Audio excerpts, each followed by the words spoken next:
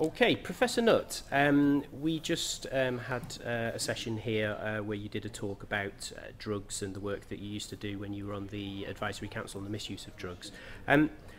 Do you think the way that governments and senior politicians handle the drug issue is correct?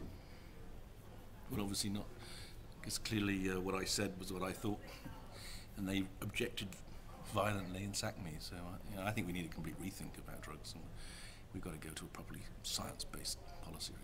So do you think the policy at the moment isn't science-based? Well, there's a bit of it's science-based, and a bit of it's moral-based, and a bit of it's politically based, and it just confuses people.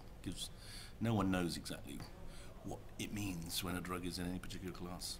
Why do you think that drugs are treated in a special way, in a way that maybe other aspects of people's lives aren't? I mean, you yourself made the comparison between ecstasy and horse riding, pointing out that horse riding is actually much more dangerous than ecstasy, and there was an outcry about it. Why do you think that happens?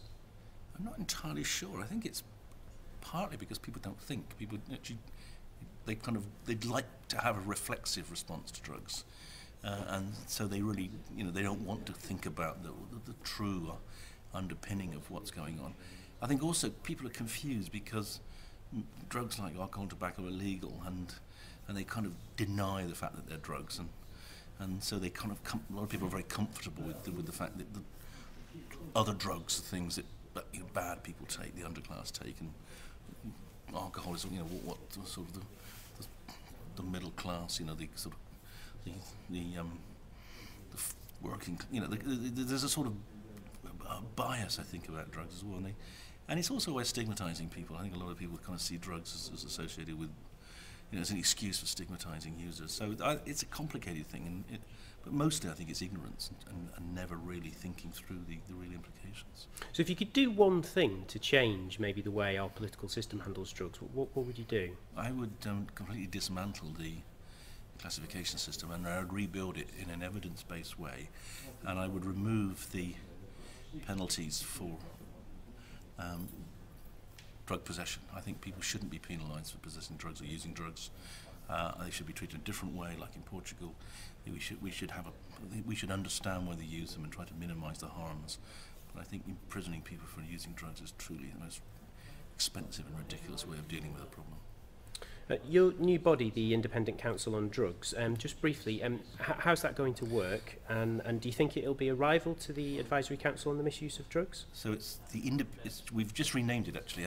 We had the first meeting last week, and it's now called the Independent Scientific Committee on Drugs. It's 20 top scientists, a lot of them from the ACMD, spanning all the range of science, right through from chemistry to human pharmacology and clinical experience.